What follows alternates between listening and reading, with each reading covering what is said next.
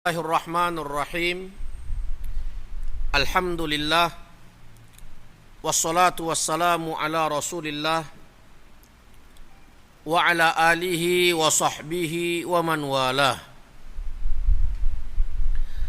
Innal hamdalillah nahmaduhu wa nasta'inuhu wa nastaghfiruh wa na'udzu billahi min shururi anfusina wa min sayyiati a'malina.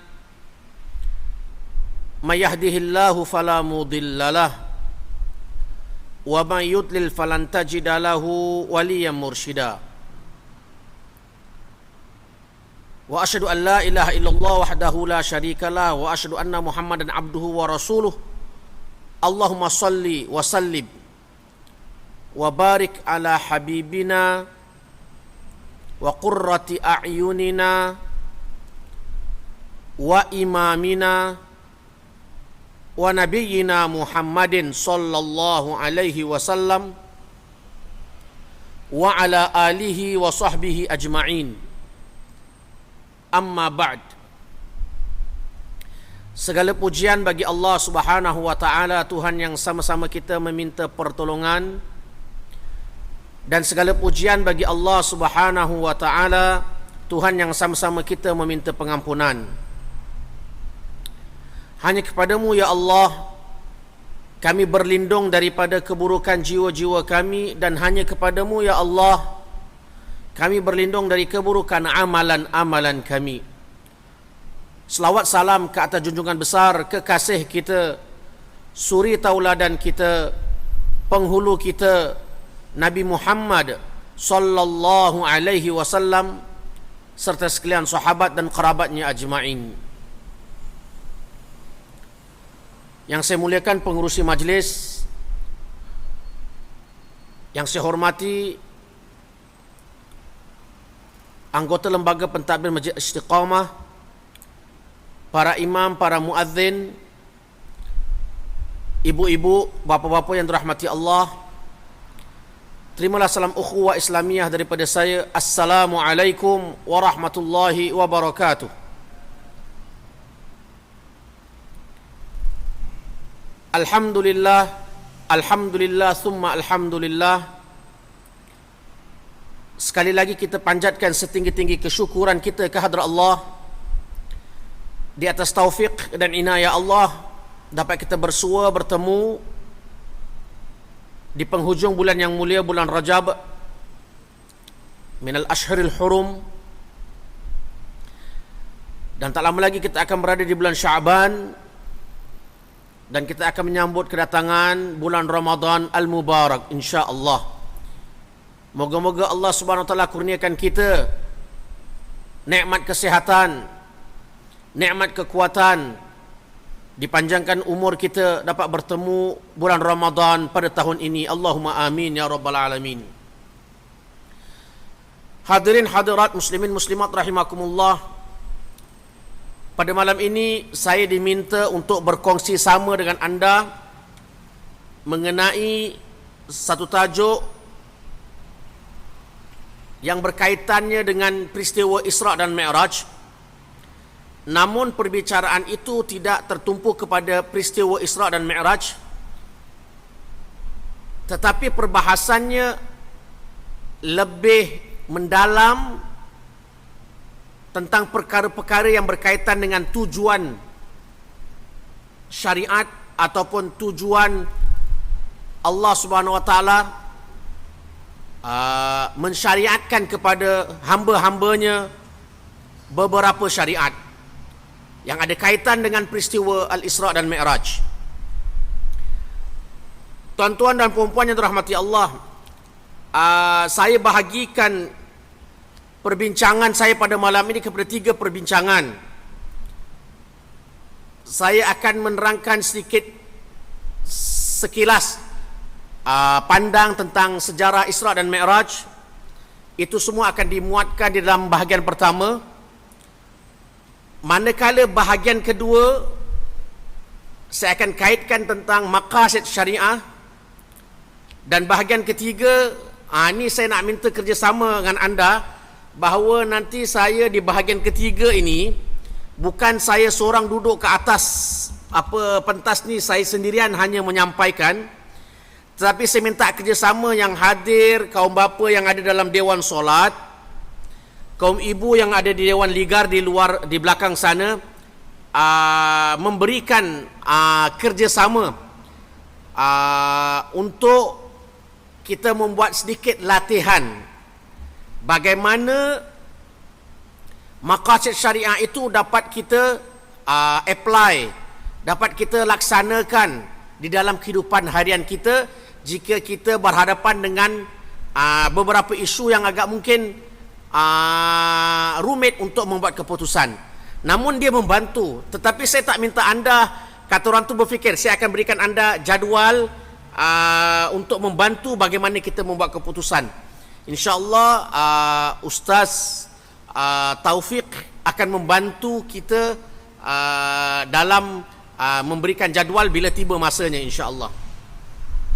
Itu di bahagian ketiga. Baiklah, saya mulakan dengan peristiwa sekilas, peristiwa Al-Isra' dan Mi'raj.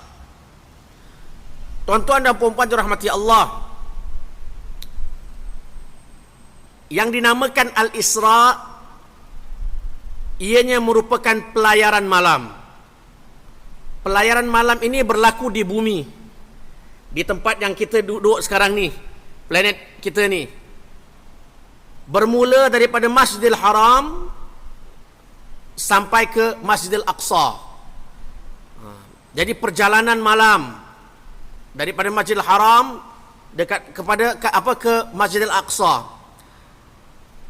Dan peristiwa ini juga Allah Subhanahu wa taala telah rakamkan dengan jelas dalam Al-Quran di awal surah Al-Isra'. A'udzu billahi minasyaitonir rajim. Subhanalladzi asra bi 'abdihi lailan minal masjidil harami ilal masjidil aqsa alladzi barakna haulah linuriyahu min ayatina innahu huwas samiul basir. Maha suci Allah yang telah membawa hambanya, iaitu Muhammad sallallahu alaihi wasallam, Nabi kita, belayar malam daripada Masjidil Haram sampai ke Masjidil Aqsa alladzi barakna haulah, yang kami telah berkati sekeliling sekitaran bumi Baitul Maqdis itu sendiri.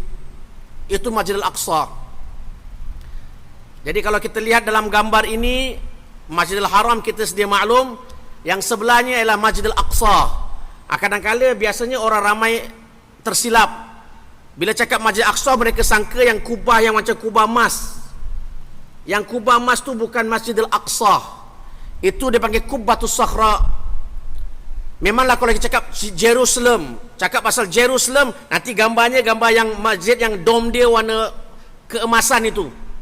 Jadi orang sangka itulah Masjid Al-Aqsa. Bukan. Kalau kita pergi ke Palestin, katakan kita sembahyang dekat masjid itu, tak dapat pahala ganda seperti kalau kita sembahyang Masjid Al-Aqsa. Yang dapat pahala ganda lah Masjid Al-Aqsa, yang tertera dekat gambar ini. Itu Al-Isra'. Manakala Mi'raj, ianya pelayaran dari bumi ke langit. Allah saja yang maha mengetahui apa yang akan berlaku.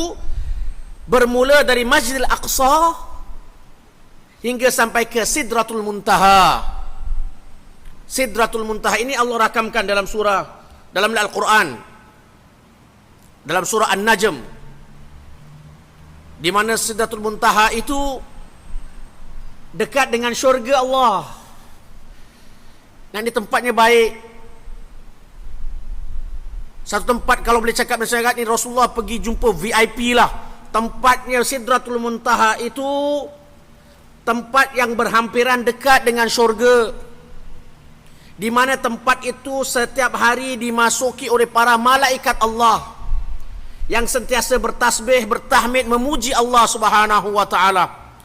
Tempatnya cukup indah, tempatnya suasana yang indah sekali.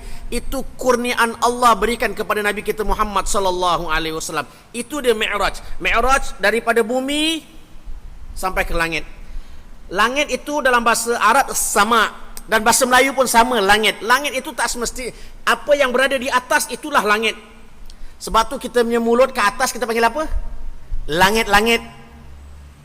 Jadi sesuatu yang ada di atas dalam bahasa Arab dipanggil as-sama atau as-samawat. Sesuatu yang tinggi yang berada di atas. Itu menceritakan sekilas tentang Al-Isra' dan Mi'raj. Begitu juga peristiwa Isra' dan Mi'raj ini merupakan peristiwa agung di dalam lipatan sejarah junjungan besar Nabi kita Muhammad sallallahu alaihi wasallam. Peristiwa Isra' dan Mi'raj ini mengikut ahli sejarah, para ulama mengatakan ianya merupakan satu kejadian yang menghiburkan hati baginda sallallahu alaihi wasallam, yang merawat kesedihan baginda Rasulullah sallallahu alaihi wasallam.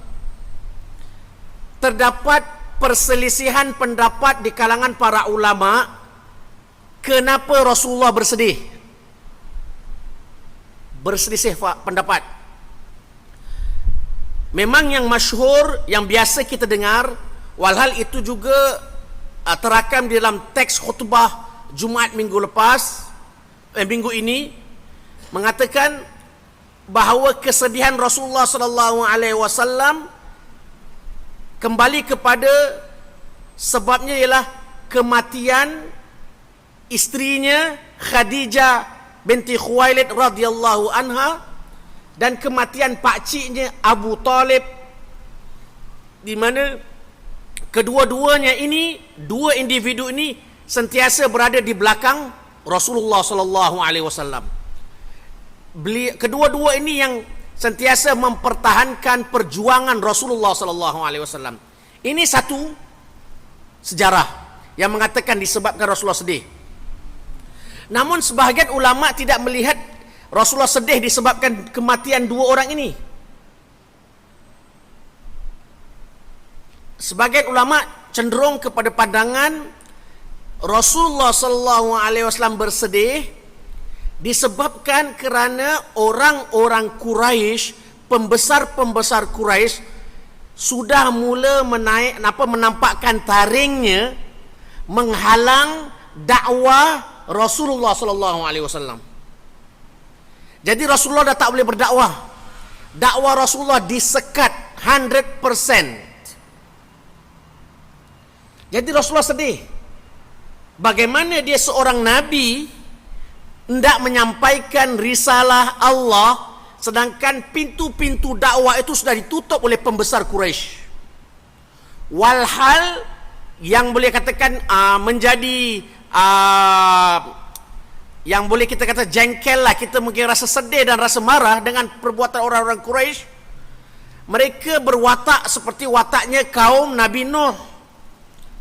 Apabila Nabi Nuh nak sampaikan risalah Islam kepada mereka, mereka nampak Nabi Nuh, mereka tutup telinga.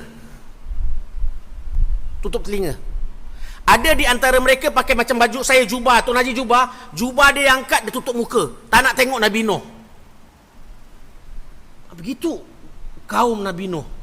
Allah rakamkan dalam Al-Quran surah Nuh. Nabi Nuh tak putus-putus berdakwah pagi, petang, siang, malam. Sejarah mengatakan Nabi Nuh hidup sampai 950 tahun. Yang berimannya dari ikut kitab sejarah hanya lebih kurang 80 orang saja. Bayangkan 950 tahun yang hanya beriman hanya 80 orang.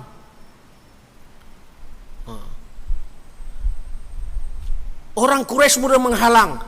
Walhal bukan menghalang saja, mereka telah berpakat kalau boleh jangan dengar lagi apa yang bakal Nabi kita Muhammad nak sampaikan. Itu sedihnya Rasulullah SAW. Orang yang tak pernah dusta, orang yang tak pernah berbohong, orang yang terkenal sebagai Al-Amin, namun dilayan sedemikian rupa. Itu Rasulullah sedih. Namun Allah Subhanahu wa taala menjadikan peristiwa Al-Isra' dan Mi'raj ini pengganti kesedihan tadi, merawat kesedihan tadi. Kesedihan mana? Di mana Rasulullah tak boleh nak berdakwah. Ini pandangan kedua oleh para ulama yang mengatakan kenapa Rasulullah sedih. Jadi peristiwa Isra' dan Mi'raj dia sebagai penghibur, merawat duka sedih Rasulullah SAW supaya kasih Rasulullah gembira. Di antara dua riwayat ini, saya pribadi ingin menjelaskan kepada anda, kedua-duanya terakam dalam sejarah. Namun bila saya mengkaji, saya lebih cenderung, kalau tanya saya pribadi saya lebih cenderung kepada pandangan yang kedua daripada pandangan pertama. Kalau buat pilihan mana agaknya, kalau dah kaji saya dah kaji dan melihat pandangan para ulama, saya lebih cenderung kepada pandangan yang mana Rasulullah sedih disebabkan bahawa dia terhalang untuk menyampaikan dakwah, bukan Rasulullah sedih disebabkan kematian isteri dan pakciknya Abu Talib. Namun saya tidak berbeza pandangan kalau orang mengatakan disebabkan peristiwa Isra' dan Mi'raj ialah di antaranya lah untuk menghibur Rasulullah SAW kerana kematian isteri dan pakcik, tidak masalah. Sebab itu terakam juga dalam sejarah. Namun saya pribadi memang dua-dua terakam dalam sejarah, cuma bagi saya lebih cenderung kepada pandangan yang kedua yang saya sebutkan tadi. Kenapa saya sebutkan mengenai nanti insya-Allah saya akan saya sebutkan nanti dia punya jawapannya insya-Allah. Kemudian peristiwa Isra' dan Mi'raj ini ia merupakan satu isyarat jelas daripada Allah Subhanahu wa taala. Sebab tu para ulama mengatakan, kalau saya bikin perbandingan duniawi, hukum dunia hukum dunia, katakan kita Amerika. Nah ni kita pasal Amerika terkenal, dialah kata orang tu yang memerintah, yang kata orang tu yang pengaman dunia. Itu yang dikatakanlah Seandainya mereka ingin menyampaikan satu berita penting kepada kerajaan negeri Singapura, kepada Singapura, apa akan buat? Berita penting ni, benda penting daripada kerajaan, daripada negeri Amerika, nak sampaikan kepada berita penting kepada Singapura, negara Singapura. Kalau ikut hukum duniawi, dia akan berlaku, dia tidak seperti macam mana dia cakap hantar sembarang, kirimkan duta ke tidak.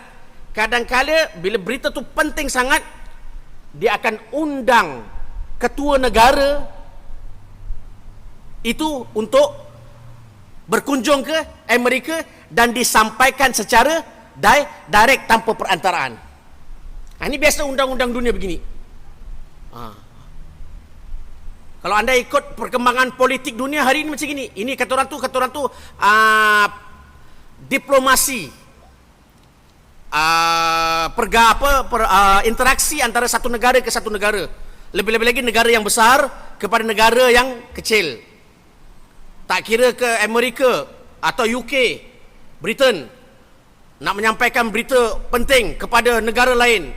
Nanti pembesarnya, ketua negara itu, tak kiralah Perdana Menteri kita ke Presiden ke apa sebagainya kan, akan datang mengunjungi lawatan ke Amerika atau ke mana sebagainya, dan berita itu akan disampaikan secara direct, bukan ada perantaraan. Ini hukum dunia, tuan-tuan. Kalau anda lihat peristiwa Isra', peristiwa Mi'raj pun begitu. Allah mendidik kita tata susila sedemikian. Apabila Allah Subhanahu wa taala nak memberi anugerah kepada junjungan besar Nabi kita Muhammad sallallahu alaihi wasallam kefarduan solat 5 waktu, di situ pentingnya solat. Solat adalah penting, perkara yang agung, yang utama. Allah tidak menyampaikan kepada orang lain, tetapi dijemput Rasulullah datang naik Mi'raj bertemu dengan Allah, dan lalu disampaikan berita penting itu. Nampak tak kesamaannya? Nak menunjukkan nanti kepentingan ibadat solat, mesej utama Allah Subhanahu wa taala nak diberikan kepada Rasulullah dan umatnya sesuatu yang agung, iaitu solat, dan Allah memberikan kepada Rasulullah dengan dijemput Rasulullah sampai ke Sidratul Muntaha. tempat yang mulia, dan Rasulullah diberikan anugerah Allah, iaitu ibadat solat yang kita kerjakan setiap hari ini. Itu kepentingannya. Sekilas tentang sejarah Isra.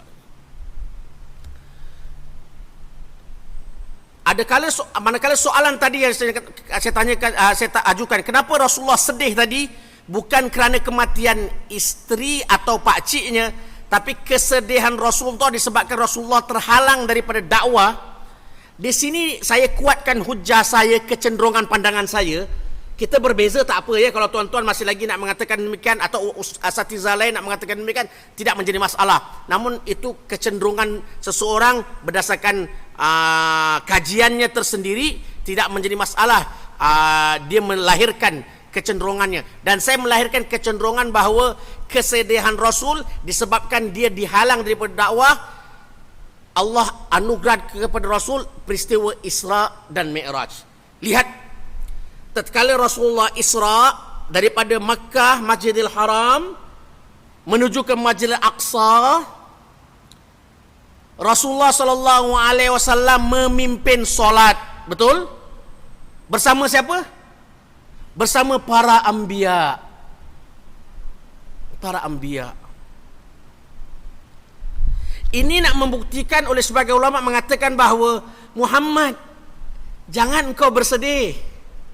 Seandainya penduduk Makkah tak ingin mendengar apa yang kamu cakapkan, mereka menolak kamu, mereka tidak mau jadikan kamu sebagai seorang nabi, mereka enggan menerima kamu.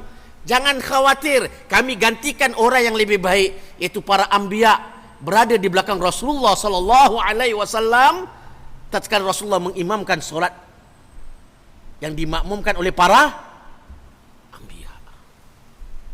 ganti yang baik, tuan-tuan. Siapa tak mau? Penduduk Mekah tak nak dengar, tak apa. Allah gantikan dengan yang lebih baik, iaitu para anbiya wal mursalun, dan para rasul bersama Rasulullah sallallahu alaihi wasallam dalam peristiwa Isra. Begitu juga peristiwa Mi'raj. Subhanallah. Terobat hati sedih Rasulullah sallallahu alaihi wasallam.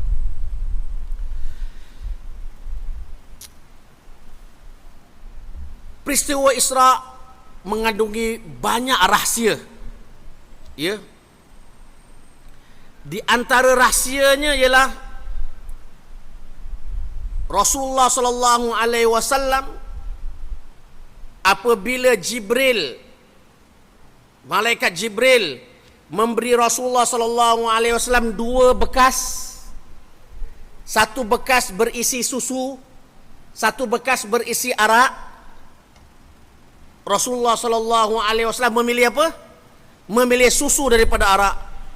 Lantas Jibril menjawab, "Hudita ilal fitrah." Makna kamu telah diberi petunjuk di mana kamu memilih fitrah. Agama Islam adalah agama fitrah, bersih, lumrah. Kalau disuruh pada kita pilih yang baik dengan yang jahat, setentunya kita akan pilih yang baik, fitrah. Itu pertama. Kedua, di antara rahsia peristiwa Isra dan Mi'raj itu nak menunjukkan keberanian junjungan besar Nabi kita Muhammad sallallahu alaihi wasallam. Sebab peristiwa itu Rasulullah lalui merupakan satu pengalaman hidup Rasulullah yang Rasulullah nampak dengan jelas apa yang berlaku kepadanya dalam peristiwa Isra dan Mi'raj. Kemudian hari berikutnya dikhabarkan kepada orang-orang Quraisy. Walhal orang-orang Quraisy pada ketika itu, kalau anda lihat dari sejarah, mentertawakan Rasulullah sallallahu alaihi wasallam. Ini confirm Muhammad gila. Ini confirm, mana boleh belayar daripada Masjidil Haram ke Masjidil Aqsa, yang mana perjalanannya kalau dulu naik unta makan berbulan-bulannya. Ini dia boleh belayar setengah malam saja, sebahagian malam saja. Tetapi Rasulullah tetap tegas, iya itu yang saya lihat, itu yang saya nampak. Walhal penduduk Quraisy, penduduk Mekah pada ketika itu mentertawakan, menghina Rasulullah sallallahu alaihi wasallam. Sampaikan mereka dah tak tahan lagi, mereka mengatakan ini Muhammad janji omong-omong kosong. Dia jumpa kepada Abu Bakar yang merupakan sahabat karib Rasulullah sallallahu alaihi wasallam. Dia panggil Abu Bakar, penduduk Quraisy ni, penduduk Mekah.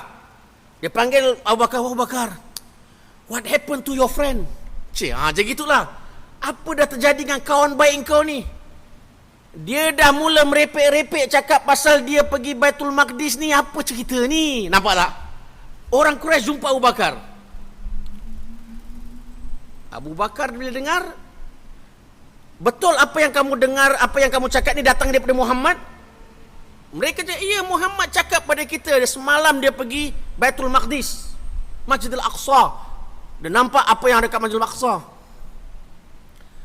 Dan Abu Bakar dengan imannya yang kuat dan teguh, dia bilang, kalau itu daripada Muhammad, amantu, aku beriman, aku yakin, wasaddaqtu, aku benarkan apa dia. Kalau itu yang betul datang daripada Muhammad, sebab aku telah beriman jauh lebih daripada itu. Apa yang disampaikan Rasulullah SAW, Abu Bakar punya keimanan jauh lebih daripada itu. Sebab tu Abu Bakar dia adalah orang yang pertama mempercayai risalah Islam. Kalau orang yang telah percaya akan risalah Islam, tak mungkin takkan percaya salah satu daripada kandungan risalah, iaitu peristiwa Al-Isra' dan Mi'raj. Abu Bakar tegas dia, I believe, saya yakin itu benar.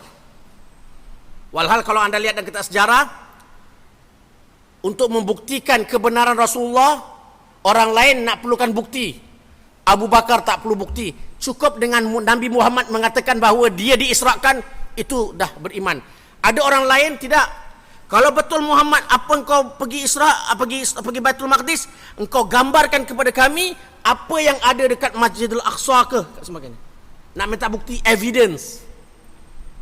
Ya, Rasulullah datangkan bukti. Di saat itu aku nampak sekian, dekat menara sekian, gambaran. Persis apa yang Rasulullah SAW nampak, dan jawapannya tepat mengikut pengalaman orang-orang Quraisy yang telah berlayar ke Syam. Jadi perkara tak ada perlu pembohongan. Dan tak secara langsung, kenapa peristiwa Isra' daripada Mekah pergi ke Baitul Maqdis, Masjidil Aqsa, dan Mi'raj daripada Masjidil Aqsa naik ke langit? Kenapa berlaku di Masjidil Aqsa? Tak berlaku di Masjid Nabawi, tak berlaku dekat Masjidil Haram. Masjidil Haram kan boleh berlaku Mi'raj daripada Masjidil Haram terus naik ke Sidratul Muntaha, tak mustahil boleh. Tetapi daripada Masjidil Aqsa naik ke atas, tak lain tak bukan ialah nak menunjukkan tempat itu tempat suci, tuan-tuan, kota suci, Ardul Anbiya, bumi para nabi. Diminta untuk umat sejagat, termasuk umat Islam, untuk memurnikan tempat itu daripada segala bentuk kezaliman. Yang hari ini kalau kita lihat, memang kita tahu apa yang kalau cakap pasal isu berlaku dekat Palestin, apa berlaku dekatnya Jerusalem. Setiap hari kita lihat perkara-perkara yang boleh mencemarkan bumi suci ini. Jadi saya katakan di sini, tanggungjawab umat sejagat, dalam masa yang sama tanggungjawab umat Islam secara khusus, untuk kembalikan kemurnian, kesucian bumi Nabi, bumi Isra', di mana Nabi kita Muhammad sallallahu alaihi wasallam telah sampai ke sana, dan di sana dia bertemu para anbiya yang Allah kurniakan kepadanya Al-Isra' dan Mi'raj.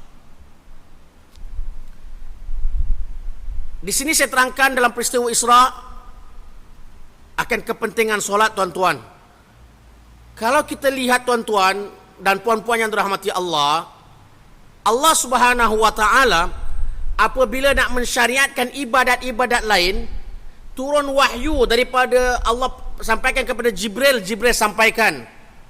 Jadi syariat itu, ibadat itu diwajibkan di bumi. Sebagai contoh, ibadat puasa, turun ayat Quran menceritakan ibadat puasa, zakat dan sebagainya. Namun solat, tuan-tuan, kata ulama, ianya difardukan, datang mula fardunya itu dari langit. Rasulullah menerima mesej itu yang mulia, di tempat yang mulia, di Sidratul Muntaha, menerima mesej yang agung, yaitu solat. Kefarduannya dari langit sebelum sampai ke bumi. Ini kelebihan yang dilihat oleh para ulama. Makna solat itu perkara yang penting, tuan-tuan. Kemudian Mi'raj, solat itu merupakan Mi'raj rohani. Mi'raj itu kan yang dinaikkan. Jadi solat itu merupakan Mi'raj rohani dan iman seorang Muslim. Ini kerana apabila seorang hamba itu mendirikan solat, rohaninya tinggi, tuan, naik, dekat dengan Allah Subhanahu wa taala. Seorang yang mendirikan solat dengan khusyuk, ia akan rasa bahawa dia berhubung dengan Allah Subhanahu wa taala. Itu yang dipanggil Mi'raj. Allah Subhanahu wa taala di dalam hadis qudsi ada menyebutkan, di antaranya mengatakan bahawa aku telah bahagikan solatku kepada dua bahagian. Iaitu solatku di sini, mengikut ulama hadis, solatku ialah apabila seorang hamba itu mendirikan solat, dia akan membaca suratul Fatihah. Imam baca surah Fatihah kan setiap 4 rakaat isyak, 4 Fatihah. 3 rakaat maghrib, 3 Fatihah. 2 rakaat subuh, 2 Fatihah. Setiap rakaat ada Fatihah. Jadi setiap Fatihah yang dibacakan dalam solat, Allah bahagikan antara Allah dan hambanya yang mendirikan solat. Sebab itu dalam hadis sahih Imam Muslim, Sahih Muslim mengatakan, apabila hamba itu mula membaca Alhamdulillahi Rabbil Alamin, Allah mengatakan, hambaku sedang memuji aku. Ar-Rahmanur Rahim, bila hamba itu mengatakan Ar-Rahman Ar-Rahim, Allah mengatakan balik, hambaku sedang berterima kasih kepada aku. Nampak tak? Hubungan hamba dengan Allah dalam solat. Jadi itulah Mi'raj, makna komunikasi langsung. Bila hambanya mengatakan Alhamdulillahirabbil alamin, respon daripada Allah terus, hambaku sedang memujiku. Ar-Rahman Ar-Rahim, hambaku sedang berterima kasih kepadaku.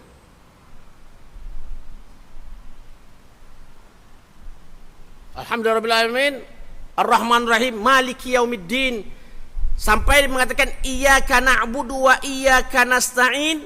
Ini bahagianku dan bahagian hambaku, dan akan kuberikan apa jua hambaku yang nak minta. Ini Allah berfirman dalam hadis qudsi. Jadi seorang hamba tu bila membaca Fatihah, dia dapat rasakan bahawa ada komunikasi langsung dia dengan Allah Subhanahu wa taala. Dan anda akan rujuk kitab-kitab tafsir. Hadis ini yang saya sebutkan bila menerangkan fadilat suratul Fatihah. Hadis ini yang anda akan lihat. Di antara fadilat kelebihan surah Fatihah itu, Allah membahagikan Fatihah itu kepada hambanya dua bahagian.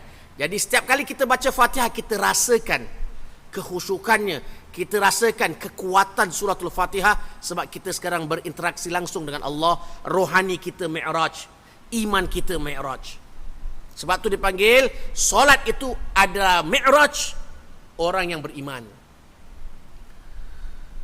Dan solat itu mempunyai tujuan, solat itu punya rahsia, dan solat itu punya hikmah-hikmah yang tersendiri. Kita boleh lihat di dalam kitab-kitab fiqh, di dalam perbahasan fiqh. Dan yang penting sekali, apabila kita memelihara ibadat solat kita, ini bermakna kita telah memelihara salah satu tujuan syariat. Ini dia. Bila kita memelihara solat kita, itu bermakna kita telah memelihara salah satu tujuan syariat kita. Mungkin anda akan bertanya, Ustaz, apa tu tujuan syariat? Bab yang kedua ini atau bahagian kedua, saya akan beritahu kepada anda tujuan syariat dengan beberapa diagram secara perlahan-perlahan. Moga-moga anda dapat memahaminya. Dia sedikit mungkin kandungannya mungkin sedikit berat, yang mungkin jarang sebagai anda mendengarnya, tetapi saya cuba mempermudahkan, dan moga-moga dengan saya mempermudahkan ini dapat anda memahaminya dan dapat kata orang tu menghayatinya dan mudah untuk mengaitkan di dalam kehidupan harian anda. Bila dikatakan tujuan syariat, di dalam bahasa Arab dia panggil maqasid syariah. Maqasid syariah itu tujuan syariat. Tujuan syariat ini merupakan satu definisi. Saya cuba mudahkan. Maknanya maqasid syariah adalah tujuan atau rahsia ataupun yang terkandung di dalam hukum hakam yang disyariatkan oleh Allah, ataupun kita boleh mengatakan satu ilmu yang menerangkan akan tujuan dan rahsia agama, atau dengan bahasa yang mana yang boleh anda boleh pilih yang nak faham, iaitu maqasid syariah adalah sesuatu yang akan membawa kepada kebaikan dan dia akan menolak kepada keburukan. Itu saja. Itu maqasid syariah. Jadi bila anda nak melakukan sesuatu perkara ibadat itu, apa juga anda kena faham apa tujuan itu. Anda akan lihat mematikan tujuannya di akhir, end resultnya, outcome dia, anda akan lihat bahawa sama ada anda akan membawa kebaikan ataupun keburukan. Cuba fikirkan natijah yang terakhir. Bila anda lihat ianya merupakan satu perkara yang baik, proceed, teruskan. Bila anda lihat itu perkara tak baik, tinggalkan. Jadi jangan ikut-ikut. Maqasid syariah ni memerlukan kita memahami minda dan permainan minda. Anda memikir apa yang anda lihat setiap pekerjaan anda.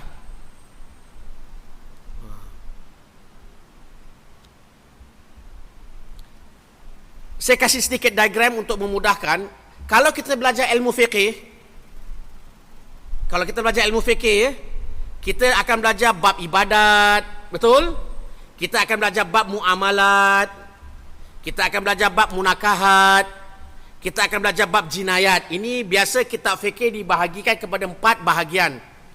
Cumanya kalau daripada dulu kita belajar, kita jarang sentuh bab muamalat, kita jarang juga sentuh bab munakahat, mentelah lagi bab jinayat. Yang tak habis-habis daripada dulu sampai sekarang, kita ialah bab ibadat aja. Betul deh? Katakanlah bermulanya bulan Januari, Masjid Istiqamah kelas fikih akan belajar bab ibadat, mulakan dengan bab taharah. Belajar bab taharah, bab sembahyang dan sebagainya. Berhenti sekejap pasal bulan Ramadan nak sampai. Lepas berhenti bulan Ramadan, hari raya pun nak beraya juga, stop.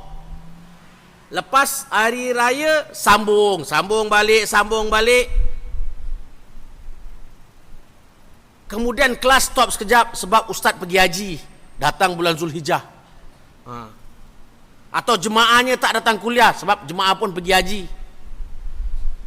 Habis sampai bulan Disember. Ustaz Taufik tanya kepada ustaz yang mengajar tu, saya, Ustazah, alhamdulillah setahun dah habis dah. Agak-agak tahun depan nak mula apa? Agak-agak mula bab muamalat tak? Pulang balik bab taharah. Betul? Bila tahun mendatang ulang balik bab taharah, pusing. Tak sampai-sampai. Sampai bab jinayat.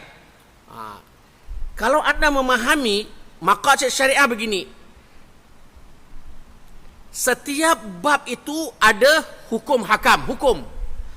Saya tak nak bicarakan muamalat, saya tak nak bicarakan munakahat, saya tak nak bicarakan tentang jinayat, tapi kita ambil yang mudah, bab ibadat, sebab yang selesa kita, ruang keselesaan. Dalam bab ibadat kita ada bab solat. Pasal Isra dan Mi'raj saya bab solat. Jadi solat itu ada hukum-hukumnya. Mentala lagi kalau kita sembahyang solat sendirian, solat berjemaah, ada dia punya hukum-hukum sekian, ada adab tertib dan sebagainya. Jadi setiap bab ini ada hukum hakam. Anda akan lihat bahawa hukum hakam ini hukumnya sama ada boleh, tak boleh, harus, sunat, makruh ke sebagainya. Dan anda akan lihat bahawa akhirnya hukum itu mempunyai tujuan atau rahsia ataupun hikmah, yang itu yang dipanggil maqasid syariah, tujuan syariat, menepati maqasid syariah. Jadi kita sembahyang ni bukan sembahyang turun naik, tetapi sembahyang kita ada tujuannya. Tujuannya ialah untuk kita mengingati Allah. Wa aqimis solata li dzikri. Allah berfirman, dirikanlah kamu solat agar kamu mengingati aku, yakni Allah Subhanahu wa taala. Jadi dengan kita mendirikan solat, kita selalu ingat Allah Subhanahu wa taala. Itu yang dipanggil mi'raj. Kita akan berkomunikasi langsung dengan Allah Subhanahu wa taala. Bila kita takbir Allahu Akbar, kita tinggalkan dunia yang kecil ini, kita sedang berinteraksi dengan Allah Subhanahu wa taala yang Maha Agung, yang Maha Besar. Keperluan maqasid syariat ini penting, tuan-tuan. Sebab tu para ulama mengatakan, seperti Imam Syatibi, ulama yang membicarakan, ulama yang unggul di dalam sejarah Islam. Imam Syatibi ni dia hidup di Andalusia, di Andalus, sekarang dekat Spanyol. Dia mempunyai kitab maqasid, dan kitab maqasid ini di antara kitab yang terbaik. Dia mengatakan maqasid syariah atau tujuan syariah ini adalah roh amalan kita. Roh, intipati. Kalau orang tu melakukan amalan tanpa memahami matlamatnya, tak mungkin. Sebab tu maqasid syariah, tujuan ibadat yang kita kerjakan, kita kena faham. Kalau kita buat sesuatu ibadat tak faham tujuan apa kita lakukan, makna kontang, tuan-tuan, kosong. Anda tak dapat rasa dia punya roh tu hidup. Jadi dengan ada memahami maqasid itu, anda memahami tanggungjawab, merasa jiwa anda tenang. Apa yang aku buat ini bukan satu perkara yang sia-sia, tetapi ada kebaikannya di sisi Allah Subhanahu wa taala, ada tujuannya dan sebagainya. Dan Imam Ibnu Ashur, seorang ulama terkemudian yang kalau tak silap saya beliau meninggal pada awal 70-an, tahun 70-an. Beliau mengatakan di dalam kitabnya, kurang kepedulian terhadap maqasid syariah, kurang kepedulian, mana kurang kita ambil penting dalam hal maqasid syariat atau tujuan syariat, ia merupakan salah satu faktor kemunduran ilmu fiqih. Ilmu fiqih bukan mengandalkan hukumnya gini, hukum ambil, bukan. Anda tahu hukum, anda tahu matlamatnya. Anda tahu hukum, anda tahu rahsia di sebalik hukum itu. Itu baru hidup. Bila kita belajar fiqih, hidup pelajaran fiqih kita. Kita belajar ilmu tafsir, hidup pelajaran ilmu tafsir kita. Kita belajar ilmu hadis, kita terasa hidup. Bukan setakat kita menghafal, tetapi kita menggerakkan minda. Kita tahu apa yang tersurat dan juga apa yang tersirat daripada amalan-amalan soleh yang kita kerjakan. Saya skip tak apa. Ini dia, tuan-tuan.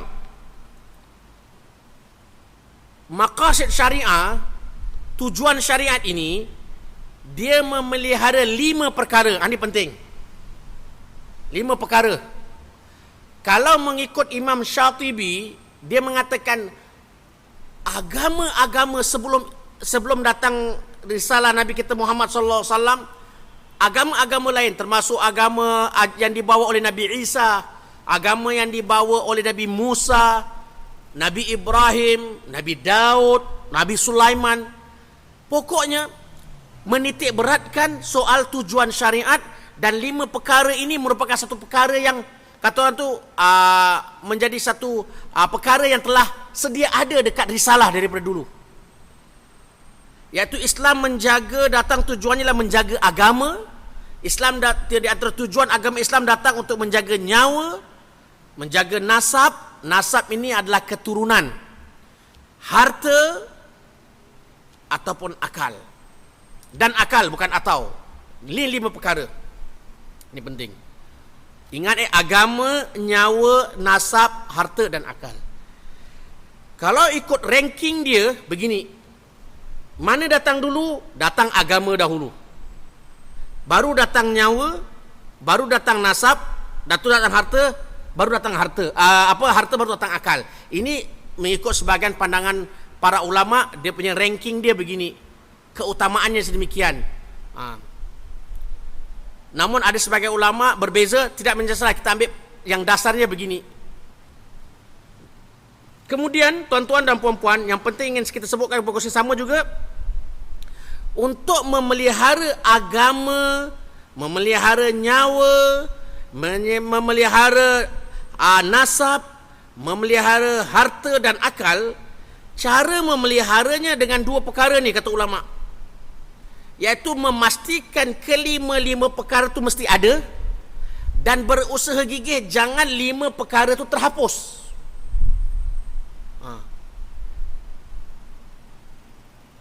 Saya kasih contoh. Untuk memelihara agama kita, kita mesti memelihara solat. Betul tak? Betul? Kita harus pastikan solat itu ada di dalam diri kita, ahli keluarga kita. Sekiranya di dalam satu keluarga itu mula dah tak nak solat, dah tak solat, habis satu mula tak sembahyang subuh, lepas tu asar, lepas tu zuhur, lepas tu maghrib, lepas tu isyak, dah makin sedap pula tak sembahyang. Itu bermakna agama dia lambat laun akan pupus. Sebab tu ulama mengatakan untuk menjaga 5 perkara, mesti pastikan dia wujud, cuba elakkan jangan sampai dia pupus. Menjaga nyawa. Menjaga nyawa sekarang macam mana? Biar kita sentiasa dalam keadaan sehat.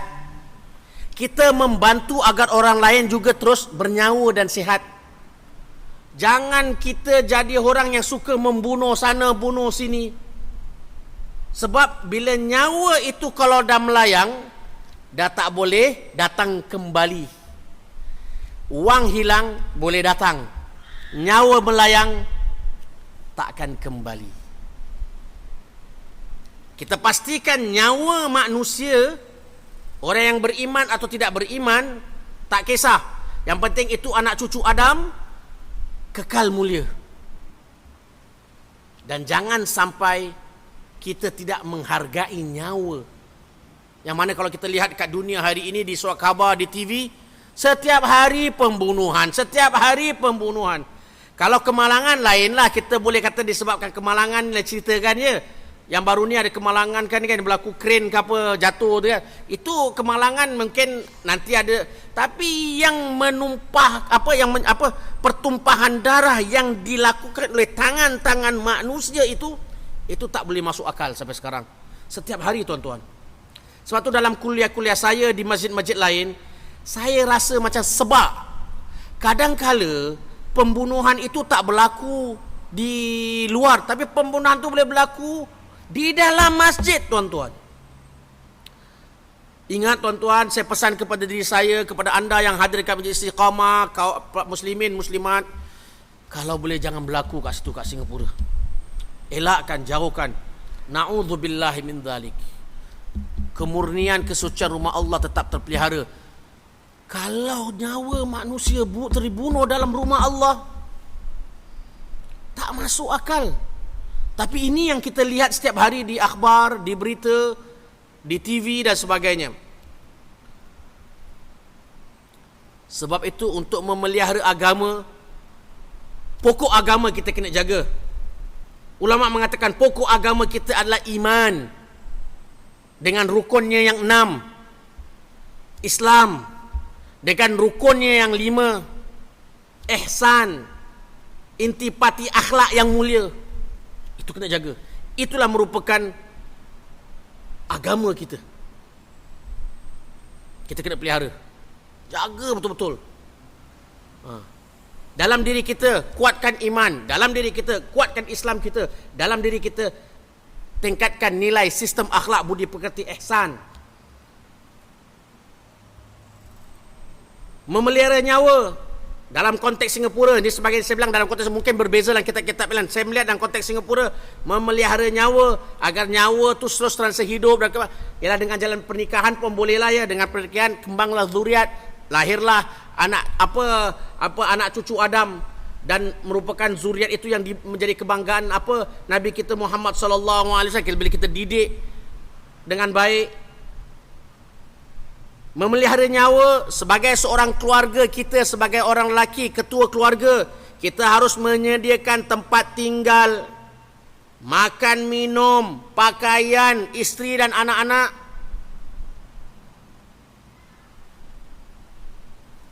Kita kena buat. Tuan-tuan dan puan-puan, boleh tak katakan kita masyarakat Islam Singapura, kemudian kita mengatakan masyarakat Islam semua tak ada rumah? Boleh? Sekarang dalam konteks kita kat Singapura? Tak boleh tuan-tuan. Ini perkara yang mesti kita ada untuk menjaga nyawa itu. Untuk menjaga nasab, sebagai ulama mengatakan nasab, keturunan, sebagai nasab yang merupakan kemuliaan, tidak menjadi masalah. Kita saling hormat menghormati, saling bertolak ansur, menjadi orang yang pemaaf, as-samahah.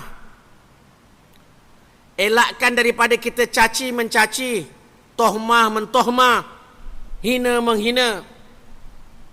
Kerana dengan kita menjaga kemuliaan dan kehormatan seseorang, kita juga memelihara nasab. Dengan kita menghina, mencaci orang, mana kita cuba memupuskan pemeliharaan nasab yang agama datang memeliharanya.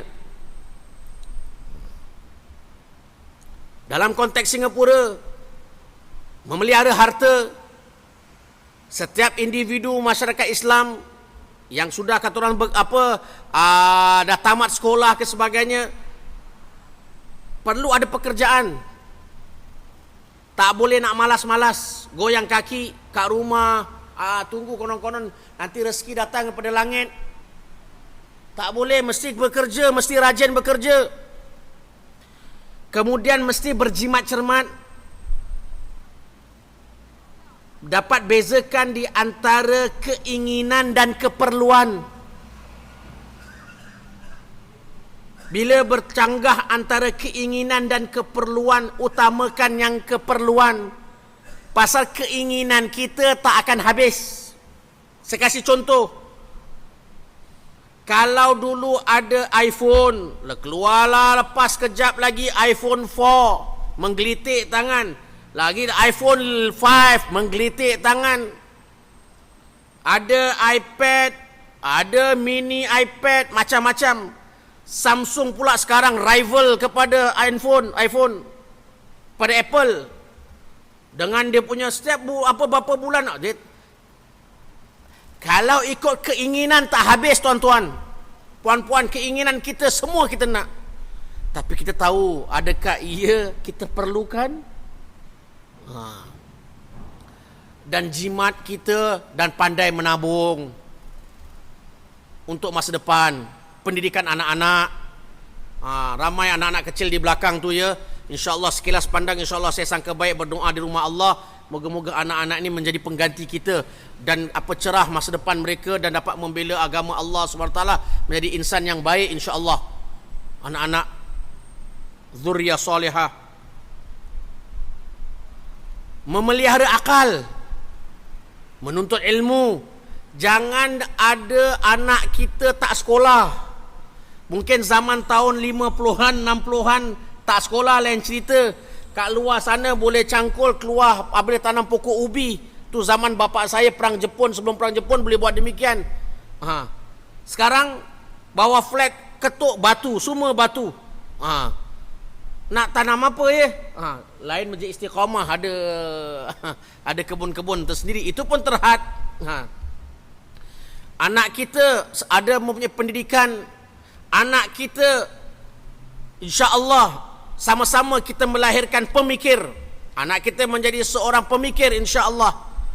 Dan sama-sama kita membangun institusi pendidikan untuk masyarakat Islam. Kita berganding bahu. pastikan masjid kita makmur, pastikan madrasah-madrasah kita makmur, pastikan anak-anak kita semua terpelajar, mendapat pendidikan akademik, agama, insya-Allah. Kena pastikan ni. Inilah yang memelihara akal. Kita punya masa generasi akan datang, masyarakat akan datang. Dan bahagian terakhir, sebelum saya nak mulakan bahagian terakhir, saya ingin sebutkan kepada anda ulang balik, maqasid syariat adalah tujuan syariat. Tujuan syariat Allah datangkan ialah untuk memelihara kita punya apa? Agama. Kedua, memelihara apa? Nyawa. Ketiga, memelihara apa? Nasab, yakni keturunan. Kemudian menjaga apa? Harta. Umat Islam mesti mempunyai harta. Tak bolehlah ustaz, tak apalah kita tak payah kerja pun tak apa, tak boleh. Mesti ada harta, ada ekonomi baik. Dan yang terakhir, memelihara akal. Jika anda memahami demikian, di sini ada satu pembahagian baru di sini. Susunan maqasid syariat berbeza sedikit ya. Yang lima itu di sana dipanggil ada darurat, di sana ada hajiat, di sana ada tahsiniyat. Saya akan pause pelan-pelan dulu. Kasih tengok selesa, mungkin tak pernah dengar kan? Tengok baik-baik.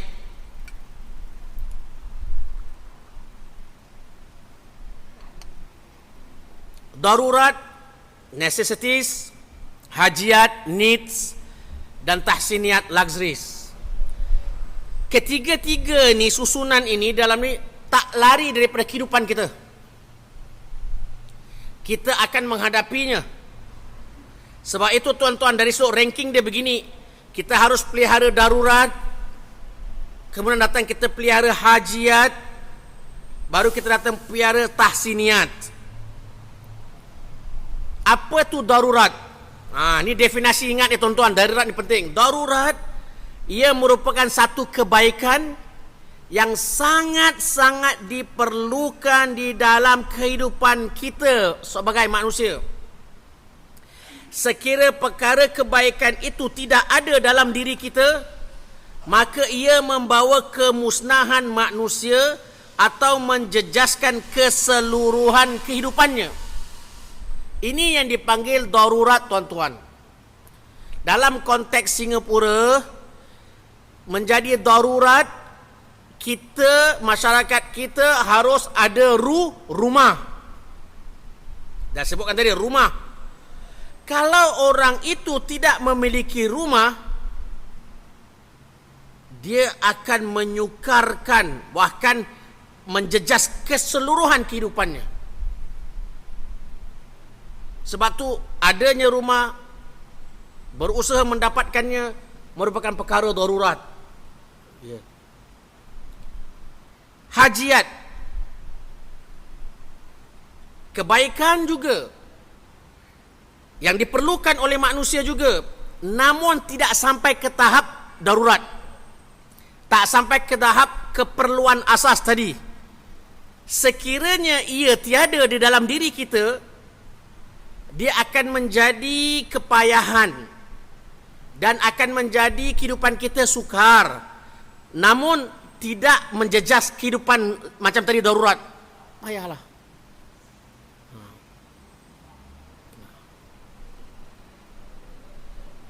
Ini hajiat.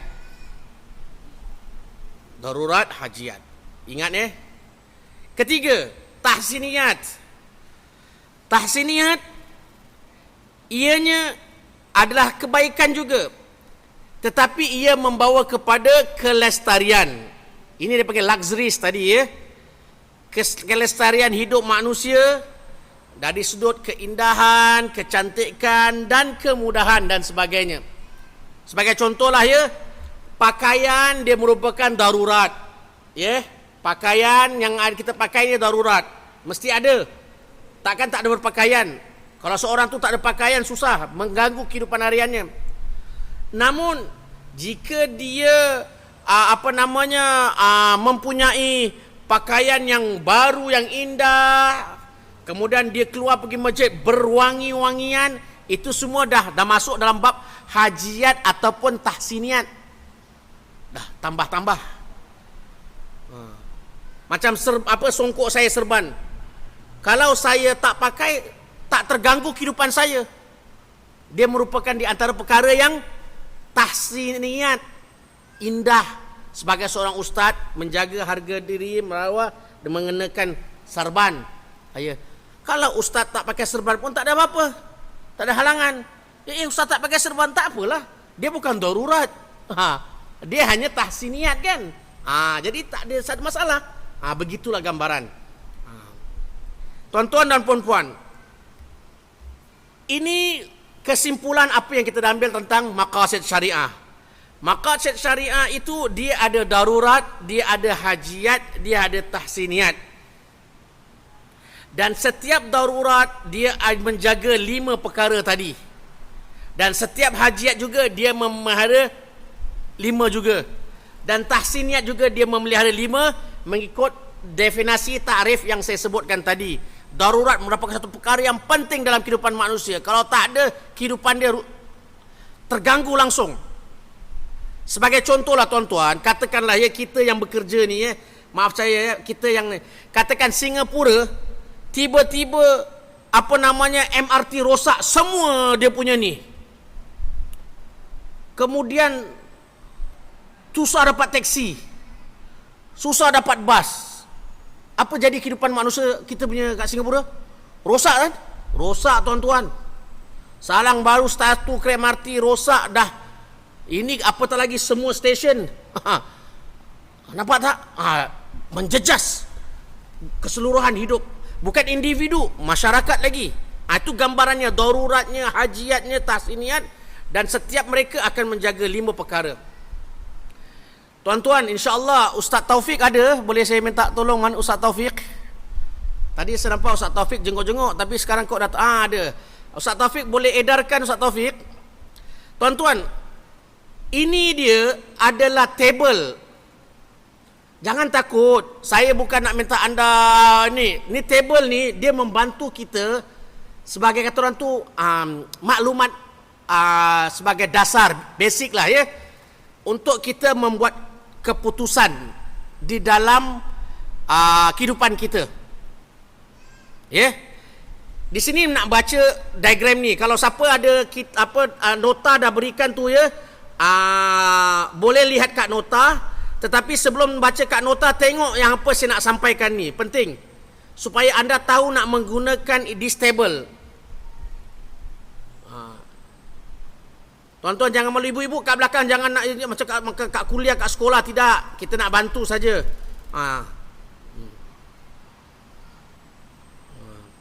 Okey, semua dah dapat? Terima kasih Ustaz Taufik. Terima kasih adik-adik yang membantu bagus. Saya suka. Nanti boleh berbincang. Bagus. Boleh berbincang. Okey. Ini kira table ini dia 2 wajah dibaca dengan 2 wajah, dengan 2 pertimbangan. Kalau anda lihat yang warna kuning dekat tengok kat skrin yang warna kuning itu dia susun ikut tertib yang saya mengatakan. Mesti datang darurat dulu, kemudian datang hajiat dulu, baru datang tahsiniat. Boleh faham insya-Allah? Boleh? Okey. Kemudian di bawah tabel kuning tu dia ada isu-isu, kadang-kadang kaitan dia dengan bersifat umum, kadang-kadang sifat individu. Bila kita bercanggah, ni saya nak kasih awak basic, ibu-ibu dengar kaum bapa pun dengar kadang-kala bila kita ada 2 masalah, isu je sama, nak utamakan umum ke nak utamakan individu? Kalau nak buat keputusan macam mana? Biasanya apa keputusan kita? Bila kita bercanggah keputusan umum dengan keputusan individu, mana kita utamakan? Tuan-tuan, macam sebagai kita ramai-ramai ni, kita berbincang, lepas tu suara ramai begini, suara individu begini. Keputusan kita dalam mesyuarat apa kita dengar? Yang umum. Bila hak umum bercanggah dengan hak individu, setentunya kita utamakan hak umum. Sebab hak individu kita sendiri. Sedangkan kalau kita tak raikan, dia akan melibatkan lebih besar dari impaknya.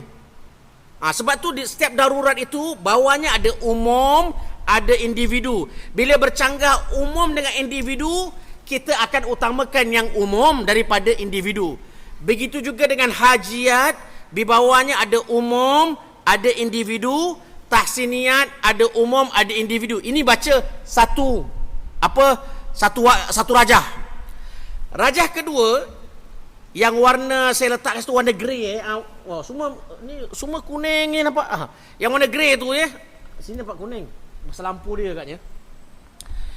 Saya bilang 5 keperluan asas, ikut ranking akan datang agama, nyawa, nasab, harta dan akal seperti diagram yang saya sebutkan tadi. Okey. Sekarangnya isunya tuan-tuan, bila kita hadapi dua persimpangan nak buat keputusan, di sini jadual ni membantu kita tuan-tuan. Kita akan tik dulu dua isu tu, kemudian nanti kita lihat apa yang tergambar dekat kita punya table ini, kat mana yang kita datang dulu kita akan buat keputusan. Dia akan membantu tuan-tuan. Okey. Di belakang table itu tuan-tuan, ibu-ibu, bapa-bapa yang dirahmati Allah, ada 3 isu. Pertama isu Ahmad, kedua isu Aisyah, ketiga isu Ibrahim. Isu Ahmad, dia nak pergi haji. Dia dapat kuota tahun ini 213 di antara jemaah yang bakal mengerjakan ibadah haji. Anda cuba baca isu Ahmad. Namun bila dia nak pergi haji, rupa-rupanya pada saat itu ibu bapanya sedang uzur, sakit. Jadi Ahmad perlu buat keputusan, nak pergi haji ke nak jaga mak bapak. Betul tak? Gunakan tadi jadual, anda tik, nanti anda akan lihat mana terletaknya pergi haji kepada Ahmad, mana terletaknya tik menjaga kedua ibu bapa anda. Kedua, isu Aisyah.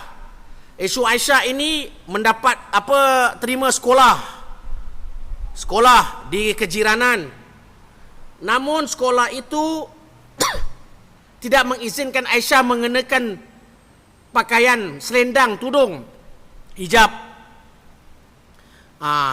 Bagaimana kita nak membantu Aisyah dan keluarganya? Itu yang nombor 2. Isu ketiga Ibrahim. Ibrahim ini adalah sole breadwinner, seorang yang menyara kehidupan keluarganya, yang punya anak 6 kalau tak silap saya lah, ya. Dia berusaha minta untuk izin pergi solat Jumaat dekat kerjanya, tak beri juga. Namun beliau tak dapat mengerjakan ibadat solat Jumaat. Jadi apa nasihat anda? Melalui table tadi, jadual tadi, kita boleh berbincang. Saya kasih anda 5 minit boleh? 5 minit anda fikir-fikirkan, mainkan minda anda, step isu tu nak tik kat mana. Tapi saya tak halang kalau anda kaum bapa ni yang kumpulan kat sini nak berkumpul, berbincang seramai, kaum bapa kat sana nak bincang, boleh. Kaum ibu juga nak bikin kumpulan sendiri pun boleh. Nanti kita lihat, kerana dia akan membantu tuan-tuan dalam kita membuat keputusan setiap isu semacam ini kita hadapi dalam konteks kehidupan kita, dan maqasid syariat adalah penting dan dia membantu untuk kita huraikan masalah ini. Namun dia bukan kisah secara mutlak, ya. Harus diingatkan diagram ini atau table ini dia tidak akan memberi keputusan mutlak saja, tapi dia sebanyak dia membantu dalam buat pertimbangan. Okey, 5 minit kita berhenti sekejap. Anda memikirkan, berbincang sesama sendiri, dan insya-Allah kita berbincang lepas itu.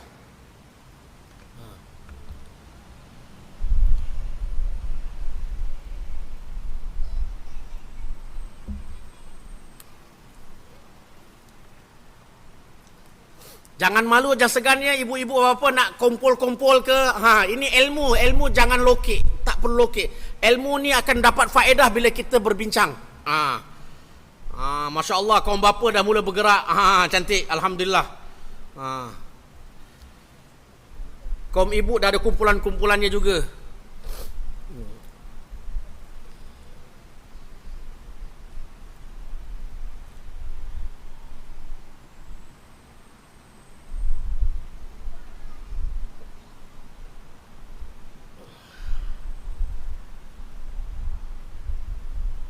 Alhamdulillah. Tu dia, bila awak bergerak semua bergerak, alhamdulillah.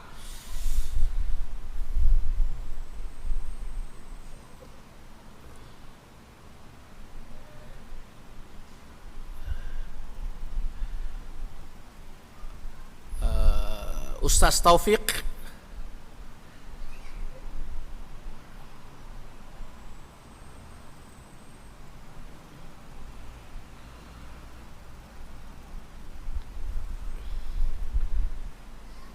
Ustaz Taufik ada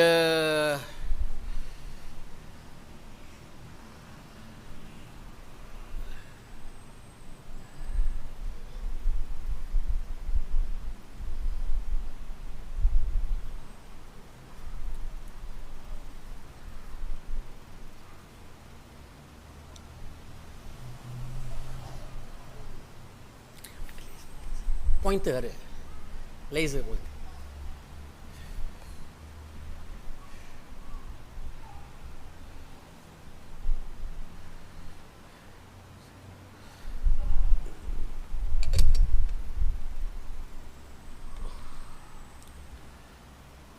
Tuan-tuan dan puan-puan, ni macam master chef ya. Tinggal lagi 2 minit nak memikir.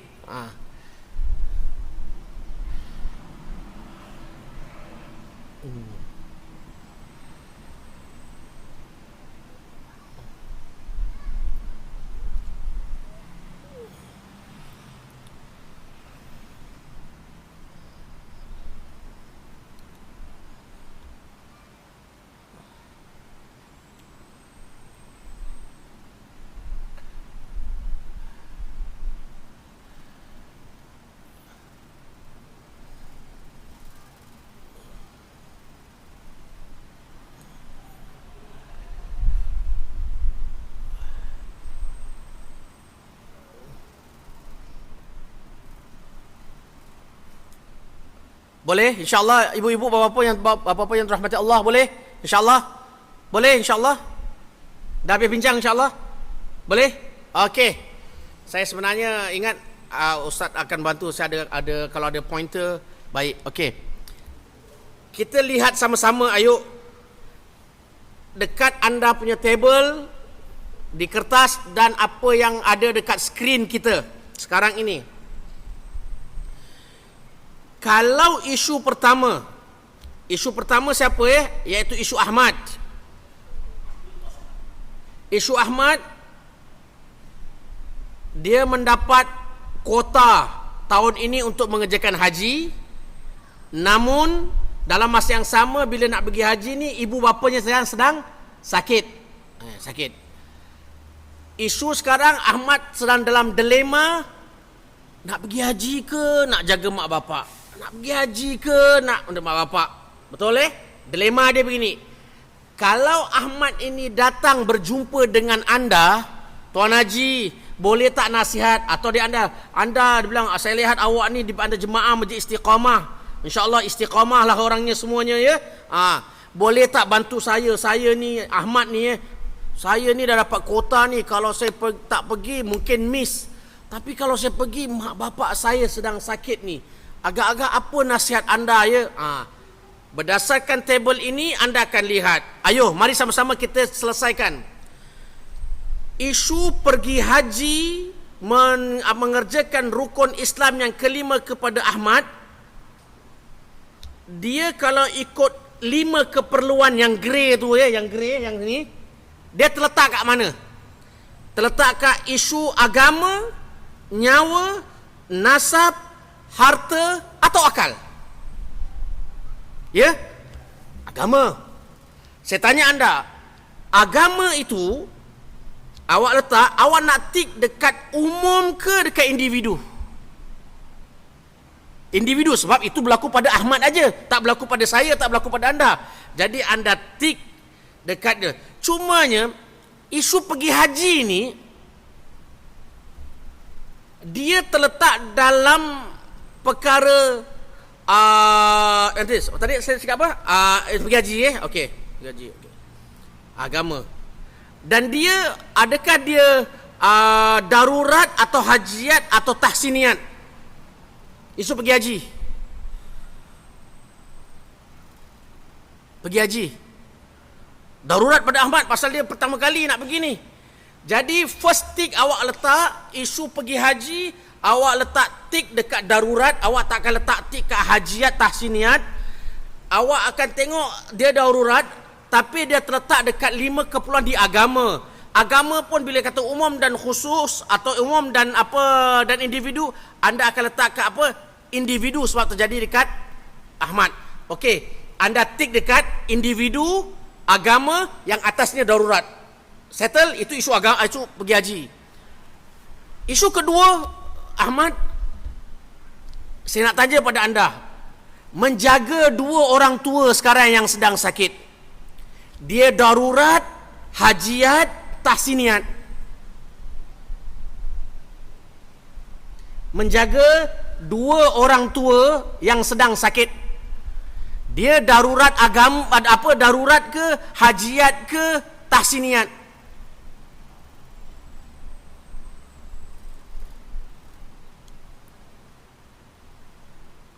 Ayo tuan-tuan. Ayo tuan-tuan. Ya? Darurat. Darurat. Mesti tuan-tuan. Anak seperti macam mana kita anak takkan boleh hidup tanpa belai kasih ibu dan ayah kita semasa kecil. Begitu juga ibu bapa kita ketika dah usia senja, dia memerlukan penjagaan dan keprihatinan anak-anak. Wa qada rabbuka alla ta'budu illa iyyahu wa bil walidaini ihsana. Allah dah wajibkan ke atas anak Adam ni untuk berlaku ihsan, wajib kepada kedua ibu bapanya. Ni penting. Kemudian menjaga orang tua, dia terletak kat mana? Darurat agama, darurat nyawa, darurat nasab, darurat harta atau darurat akal? Cuba tengok, menjaga kedua ibu bapa. Haji Masri, jangan malu, jangan segan. Nyawa, alhamdulillah, menjaga nyawa. Kemudian anda nak letak dekat umum ke individu? Menjaga orang tua. Menjaga orang tuanya. Ada 2 orang tua. Individu. Dia bukan seorang Haji Masri. Mak bapak. Ya? Dia darurat dalam bersangkut paut dengan nyawa, nyawa ibu bapa. Sekarang tu nak tik kat mana? Kat umum ke kat individu? Kalau isu pergi haji, Ahmad seorang sekarang, letak kat individu. Kalau menyara 2 ibu bapa, 2 nyawa, umum ke individu sekarang? Umum. Umum. Dah banyak dah, 2 nyawa. Walhal bila kita menjaga ibu bapa kita, termasuk nyawa kita, jaga kita juga, dah tambah lagi. Mentelah lagi kalau kita ada isteri dan anak-anak, dah berlarutan. Okey tuan-tuan, bila anda dah tik, now sekarang siapa datang dulu? Cuba ni kalau kita exercise, siapa datang dulu? Tik tu, line tu table tu datang mana datang dulu? Dia akan datang dulu darurat. Datang sama darurat sebab isu Ahmad ni dua-dua darurat. Tetapi kita mengatakan menjaga ibu bapa adalah darurat nyawa umum, manakala isu pergi hajinya Ahmad merupakan darurat agama individu. Based on this table, tik mana datang dulu? Akan datang dulu tik nyawa. Betul? Nyawa, darurat nyawa, iaitu menjaga orang tua. Jadi Bila anda memahami table ini, anda akan nasihatkan Ahmad berdasarkan maqasid syariah, berdasarkan tujuan syariat yang kita dah belajar sama-sama dekat Masjid Istiqamah. Maka saya rasa anda tulis surat dengan Majlis Ugama Islam Singapura untuk tangguhkan haji anda di masa akan datang dan beri tumpuan kepada penjagaan ibu bapa anda. Ini basic ya tuan-tuan. Tapi ingat ya, ini isu Ahmad. Mungkin isu Ahmad berbeza dengan isu Faizal. Isu Faizal berbeza dengan isu Ibrahim. Sebab mungkin isunya sama. Ibrahim pun dapat kuota. Kemudian mak bapaknya sakit.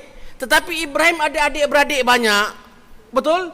Jadi kalau dia pergi haji, tak terjejas mak bapaknya sebab adik dia boleh jaga. Betul tak? Kakaknya boleh jaga. Betul tak? Sebab tu berbeza dari satu orang ke satu orang. Kalau kita lihat table ini, nanti kita akan lihat jawapannya. Sebab tu memahami orang yang bertanya dan keadaannya penting. Kemudian kita isikan table ni dan ada jawapan. Sekurang-kurang jawapan kita ada dasar tuan-tuan. Kita bukan melulu, tetapi atas pandangan agama. Table ni very useful untuk kita buat keputusan berdasarkan maqasid syariah. Agak-agak boleh dapat tak? Ibu-ibu boleh faham tak? Ibu-ibu kat belakang boleh? Boleh faham ibu-ibu kat belakang? Okey. Okeylah ibu-ibu, yang soalan nombor 2 tu biar ibu yang selesaikan. Isu Aisyah. Aisyah ni dapat sekolah kejiranan. Namun sekolah kejiranan kita tahu tak izinkan Aisyah memakai tudung di ruang sekolah, di kawasan sekolah. Jadi mak bapaknya tanya, Hajah ni adalah jemaah Masjid Istiqamah. Agak-agak apa nasihat ya anda kepada saya? Nak teruskan Aisyah di sekolah ini ke atau tidak? Kalau nak teruskan macam mana? Kalau tak nak teruskan macam mana? Begitu. Sekarang kita selesaikan sama-sama ya ibu-ibu kat belakang. Sekarang saya nak tanya ibu-ibu. Ibu-ibu cuba tengok saya, tengok kat skrin. Isu Aisyah, isu menuntut ilmu. Aisyah simpanganlah menuntut ilmu dengan mengenakan hijab. Saya tanya kepada anda ibu-ibu yang kat belakang, menuntut ilmu termasuk dalam darurat, hajiat ataupun tahsiniat? Jawab, cuba jawab. Okey, saya tak dengar. 1, 2 ke 3? Tunjuk saya. 1, 2, 3. 1. Betul, 1. Okey. Kemudian daruratnya agama ke, daruratnya nyawa ke, daruratnya nasab ke, daruratnya harta ke, atau daruratnya akal? Dia ada 5.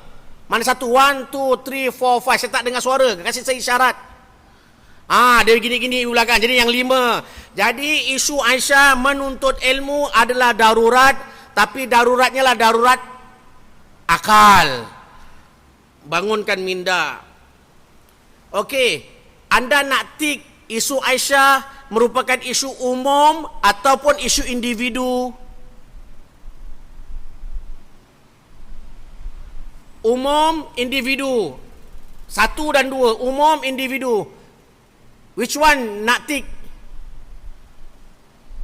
2, individu. Okey. Ikut angle masing-masing. Kalau anda lihat isu Aisyah tu seorang terjadi kepada Aisyah, awak letak Aisyah tu individu. Kalau anda mengatakan, Ustaz, tafsiran saya Aisyah adalah satu contoh saja, sedangkan memang ramai anak pun, ramai yang selain pada Aisyah pun sama juga. Mereka nak pergi sekolah tapi tak boleh kenakan tudung. Jadi anda boleh letak kat umum. Ikut anda punya, lihat gambaran isu itu.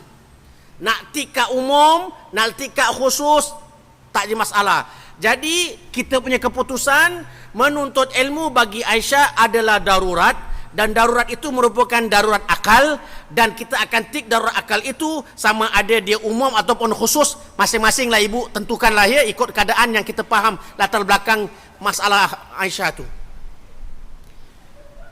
Kedua, Aisyah pula sedang hadapi masalah bahawa dia tak boleh pakai hijab tudung dekat sekolah. Jadi pertanyaan saya kepada ibu-ibu, memakai tudung untuk Aisyah, darurat, hajiat, tahsiniat, 1, 2, 3. Saya tak dengar, saya nak tengok isyarat. 1, 2, 3 pakai tudung.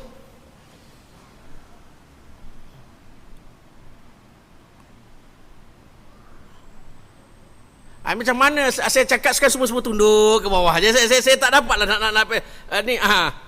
Okeylah, kalau tak nak cakap kaum bapa, kaum ibu, kaum bapa. Isu pakai tudung untuk Aisyah, darurat, hajiat, tahsiniat.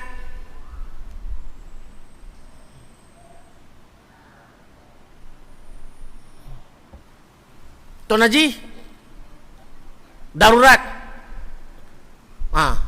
Darurat. Okey. Darurat. Ada berbeza? Ada berbeza? Haji, Haji berbeza. Tak bagus, saya suka kalau kita berbeza. Berbeza dalam majlis ilmu tak apa. Ada. Haji kata tak, bagi dia memakai tudung untuk Aisyah nombor 2, hajiat. Haji nombor 2, hajiat. Kaum ibu, bapa dah jawab. Ada kata darurat, ada kata hajiat. Ibu pun letak 1, 2 or 3. 2. Tuan Haji, orang perempuan kata nombor 2 Haji. Nombor 2. Okey. Kemudian hajiat, kalau katakan hajiat tak apa, kita masih menerima pemuka darurat. Kalau kita ambil hajiat dulu pasal ramai hajiat kan, hajiat. Kalau hajiat, dia terletak dekat agama, nyawa, nasab, harta ataupun keturunan.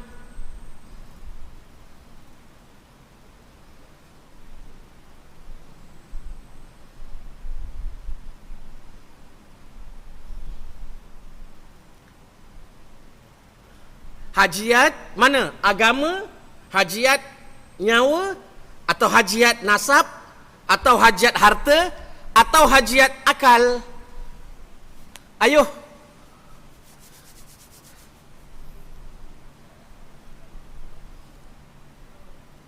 Mana satu? Hajiat agama. Aywa, hajiat agama. Okey. Tuan Haji bilang tadi darurat. Kalau darurat kat mana? Agama ke, nyawa ke, nasab ke, harta atau akal? Kalau ikut Haji punya pandangan, tadi dah berbeza, tak apa, kita dengar. Biar kita berbincang. Kalau Haji bilang tadi pakai tudung untuk Aisyah adalah darurat tadi kan? Darurat itu terletak darurat ke agama ke, nyawa ke, nasab ke, harta atau akal? Agama. Jadi okey. Okey. Sekarang nak menentukan isu Aisyah itu umum atau individu, sekali lagi ikut perspektif seorang. Kalau kita lihat itu merupakan isu Aisyah seorang, kita letak individu. Tetapi kalau kita mengatakan Aisyah merupakan satu contoh, sedangkan ramai orang seperti Aisyah, awal letak kat umum lah ya, kita boleh faham. Okey, sekarang kita buat keputusan. Sekarang kalau based on Tuan Haji punya isu, anda akan menghadapi bahawa dua-duanya sama. Betul? Dua-dua sama berat. Sekarang ni nak buat pilihan, either bila buat keputusan mesti satu terpaksa kena lepaskan. Satu kena lepaskan. Kalau isu Tuan Haji, kalau ikut anda punya table sekarang, anda akan dapati bahawa menuntut ilmu darurat agama, memakai tudung darurat agama. Betul? Dia tick same box. Jadi isunya ialah anda tak akan menyelesaikan isu si Aisyah sebab isunya mesti kena satu kena buat, satu kena tinggalkan. Tak boleh dua-dua berlaku. Tak boleh dua-dua tinggalkan. Di sini anda akan dapat hadapi masalah, anda tak dapat menyelesaikan isu Aisyah pada ketika itu. Boleh faham maksud saya? Kalau pakai ada etik yang box yang sama. Sama ada dia umum ataupun khusus. Manakala ibu-ibu yang tadi jawab dengan Tuan Haji kat sini jawab, dia akan lihat dua kotak berbeza. Jadi kotak mana datang dulu?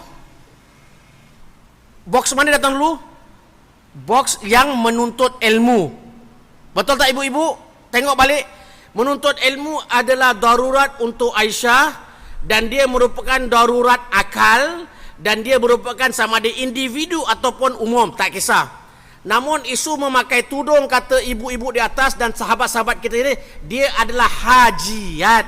hajiat agama, dia akan tik sama ada umum ataupun khusus. Jadi natijanya akan keluar darurat agama menuntut ilmu. Jadi nasihat anda kepada Aisyah dan ayahnya, saya sarankan biarlah Aisyah bersekolah dengan menuntut ilmu.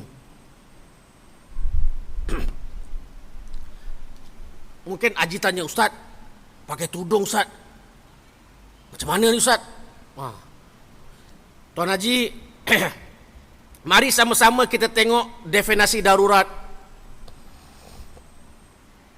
Kalau Haji mengatakan darurat memakai tudung untuk Aisyah adalah darurat, saya nak tanya, bila seseorang Aisyah macam Aisyah ni, kalau dia tak pakai tudung, rosak tak kehidupan Aisyah?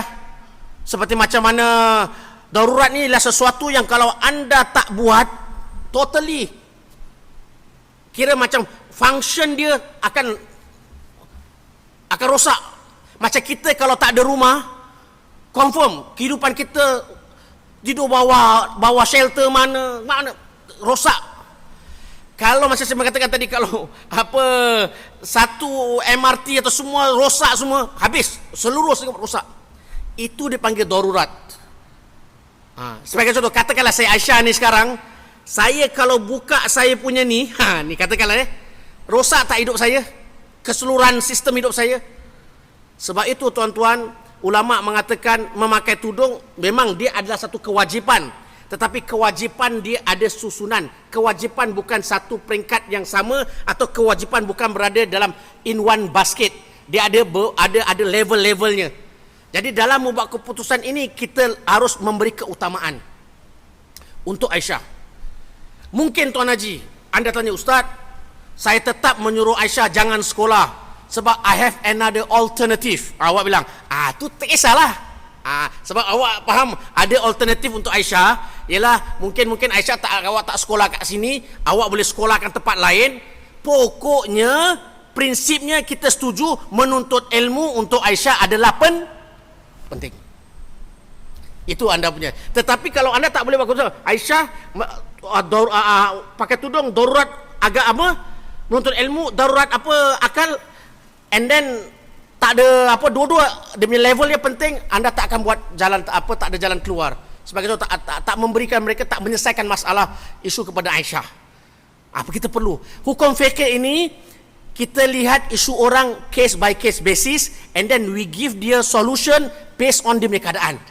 Mungkin keadaan Tuan Haji berbeza dengan keadaan Tuan Haji. Pokoknya keputusan kita ada dasar pertimbangan agama, bukan kita punya hawa nafsu, tuan-tuan. Ingat ni. Pokoknya kita setuju dengan ni, tapi dia table itu kita setuju, tapi dia bukan menjadikan orang menyelesaikan masalah keseluruhan, tapi membantu kita untuk terus berfikir. Itu maksudnya. Last sekali Tuan Haji, InsyaAllah sama-sama kita fikirkan isu Ibrahim. Ibrahim last. Kita kalau boleh lagi kita ambil 5 minit lah. 9.35 habis. Baru 10.30. Sekarang 10.30, lagi 10.35. Kalau ikut selesai baru 9.36. Lagi 4 minit, jangan lama-lama. Isu Ibrahim. Ayo. Isu Ibrahim, dia sole breadwinner. Anak 6, bukan setakat nak menyara anak 6, tapi nak menyara isteri dia ada, nak menyara dirinya. Jadi dia adalah 8 sebenarnya, bukan 6, 8 termasuk dirinya.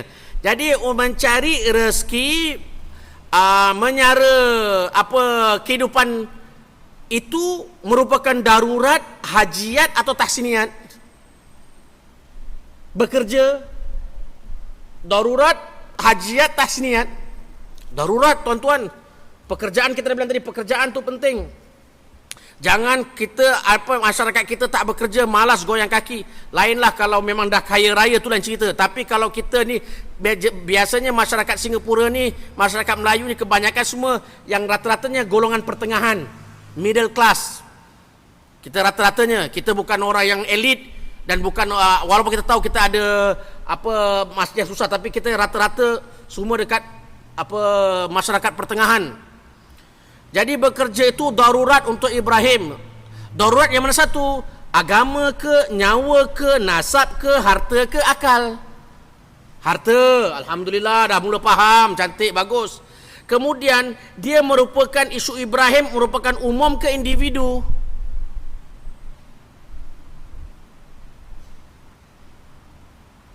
Ibrahim kalau bekerja, isu Ibrahim atau isu individu atau isu umum? Umum. Sebab kalau dia tak bekerja, yang sengsara siapa? 6 plus 1 plus diri dia 8. Betul? Itu. Jadi kita letak darurat harta umum. Kedua, isu solat Jumaat. Dia bukan tak usaha, dah minta rayu, dah beri tapi tak dapat izinkan. Solat Jumaat, darurat, hajiat ke tahsiniat. Solat Jumaat, dia darurat ke hajiat ke tahsiniat? Darurat lah, ya, mana boleh. Siapa kalau letak tahsiniat confirm ini tak sembahyang Jumaat betul-betul ini darurat. Tak boleh. Ni Jumaat tuan-tuan, bagi lelaki ni Jumaat fardu ni. Kira tak sembahyang Jumaat macam tak sembahyang Zuhur, senang cakap lah ya. Tinggal. Jadi dia darurat. Daruratnya bersifat agama, nyawa, nasab, harta atau akal. Agama, yes.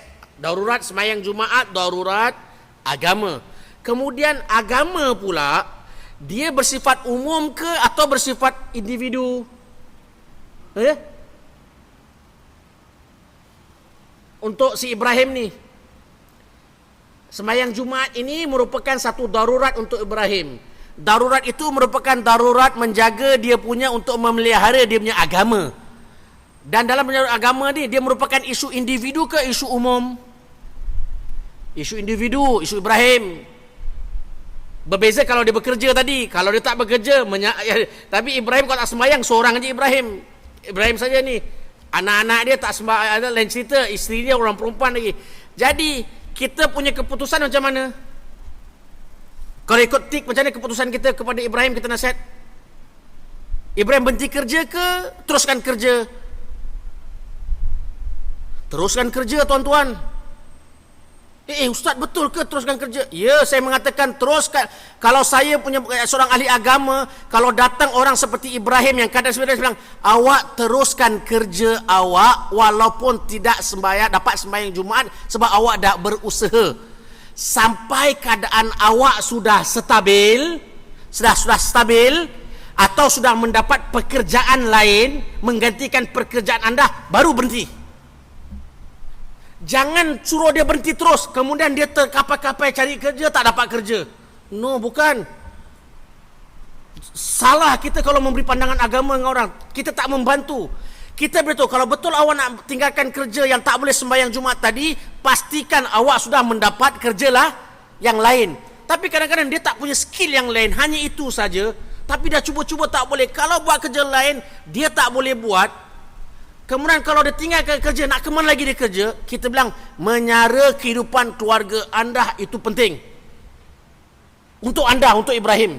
Sampai dia dah stabil, katakan dah stabil, dah dapat tingkatkan ilmu ke sebagainya, skill ke apa, baru berpindah.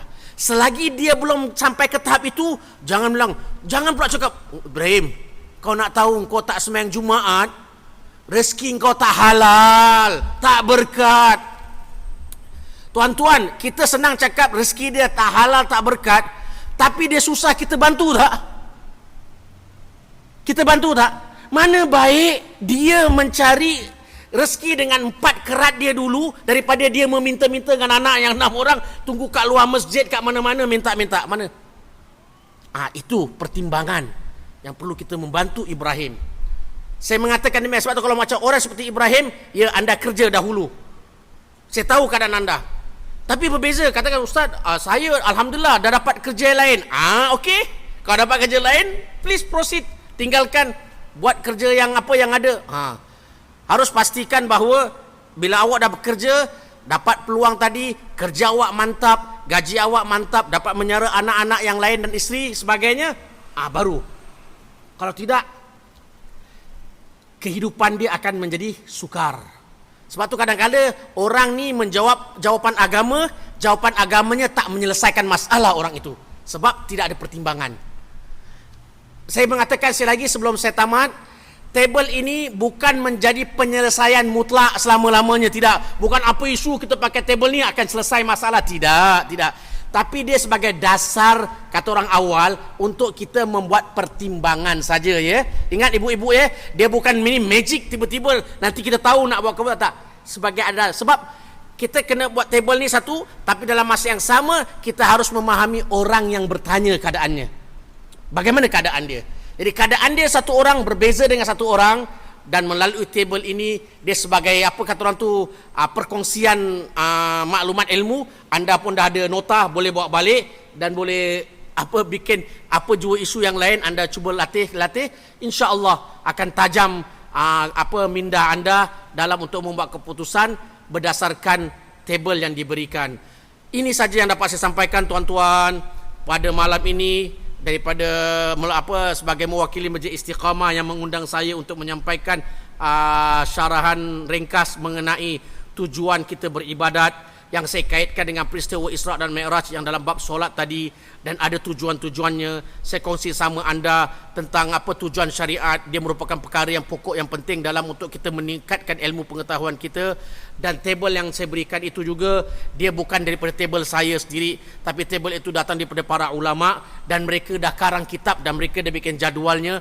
Jadi sebagai kata orang tu, ini latihan-latihan kita kongsi sama, dan insya-Allah moga-moga ia bermanfaat untuk diri saya yang menyampaikan, ahli keluarga, dan bermanfaat kepada anda semua yang mendengar, yang hadir dekat Majlis Istiqamah.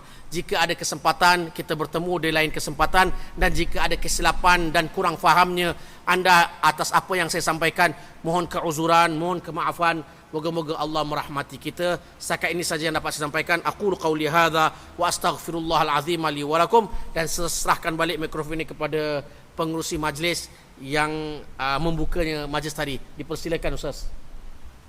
Wah, dia bersignal dalam suruh doa dia bilang. Okey. InsyaAllah kita akhiri majlis kita dengan bacaan doa. Moga-moga Allah memberkati pertemuan ini insyaAllah. Ala hadhihi niyyah wa ala kulli niyatin salihah. Al-Fatihah.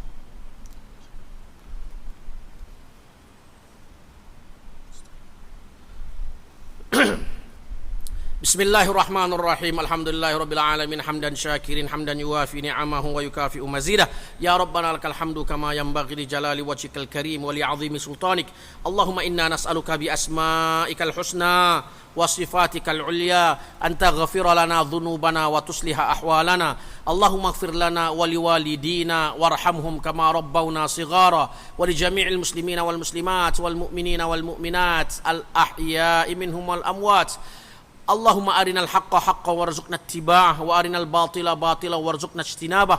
Allahumma arzuqna taqwa wal istiqamah. Allahumma arzuqna taqwa wal istiqamah. Allahumma arzuqna taqwa wal istiqamah. Ya Allah, ya Tuhan kami bermohon kepadamu ya Allah, ampunkanlah segala dosa-dosa kami, ampunkanlah segala ketelanjuran kami, ampunkanlah segala kesilapan kami. Jadikanlah kami di kalangan hamba-hambamu yang bertakwa kepadamu ya Allah. Jadikanlah kami di kalangan hamba-hambamu yang solihin dan solihat, mukminin dan mukminat. Dan jadikanlah kami di kalangan hamba-hambamu yang sentiasa tunduk, yang sentiasa patuh, yang sentiasa rukuk, yang sentiasa sujud, dan yang sentiasa mengabdikan diri kami kepadamu ya Allah, ya Rahman, ya Rahim, ya Arhamar Rahimin. Ya Allah, ya Tuhan kami, hidupkanlah kami dalam keadaan beriman, matikanlah kami dalam keadaan beriman, bangkitkanlah kami daripada kubur dalam keadaan beriman, masukkanlah kami ke dalam syurga-Mu yang kekal abadi bersama junjungan besar Nabi kami Muhammad sallallahu alaihi wasallam dalam keadaan kami beriman. Ya Allah, ya Tuhan kami, tunjukkanlah kami jalan yang benar, tunjukkanlah kami jalan yang lurus, jalan yang Engkau redai, dan jalan yang telah ditempuhi oleh para anbiya, para syuhada, para aulia, dan orang-orang salihin. Ya Allah, ya Rahman, ya Rahim, berkatilah kehidupan kami ya Allah. Ya Allah, ya Tuhan kami, jadikanlah isteri-isteri kami sebagai isteri yang solihat, dan jadikanlah suami-suami kami sebagai suami-suami yang solihin, dan kurniakanlah kepada kami dzurriyyah solihah. Ya Allah, berkatilah kehidupan rumah tangga kami ya Allah. Jadikanlah anak-anak kami menjadi penyejuk mata kami ya Allah. Jadikanlah mereka sebagai anak-anak yang sentiasa berbakti kepada kedua ibu bapanya. Jadikanlah mereka sebagai anak-anak yang sentiasa dapat memberi khidmat kepada agamamu ya Allah, yang cinta kepadamu ya Allah, dan cinta kepada junjungan besar Nabi-Mu Muhammad sallallahu alaihi wasallam, dan memberi manfaat kepada masyarakat Islam di Singapura. Rabbana zalamna anfusana wa illam taghfir lana wa tarhamna lanakunanna minal khasirin. Rabbana la tuzigh qulubana ba'da idh hadaitana wa hab lana min ladunka rahmah innaka antal wahhab. Rabbana hab lana min azwajina wa dhurriyyatina qurrata a'yun waj'alna lil muttaqina imama. Rabbana atina fid dunya hasanah wa fil akhirati hasanah wa qina adzaban nar wa qina adzaban nar wa qina adzaban nar wa adkhilna al jannata ma'al abrar ya azizu ya ghaffar ya rabbal alamin. Allahumma ij'al jam'ana hadha jam'an marhuma wa tafarruqana min ba'dihi tafarruqan ma'suma wa la taj'al fina wa la ma'na shaqiyya wa la matruda wa la mahruma bi rahmatika ya arhamar rahimin. Allahumma la tada' lana fi maqamina hadha dhanban illa ghafartah wa la daynan illa qadaitah wa la maridan illa syafaitah wa la mayyitan illa rahimtah wa la dhallan illa hadaitah wa la dhallan illa hadaitah wa la dhallan illa hadaitah wa la mubtalan illa afaitah wa la aiban illa satartah wa la hajatan min hawaijid dunya wal akhirah hiya laka ridha wa lana fiha salah illa a'antana ala qada'iha wa yassartana ya rabbal alamin. Bifadli subhana rabbika rabbil izzati amma yasifun wa salamun alal mursalin walhamdulillahi rabbil alamin. Taqabbalallahu minkum.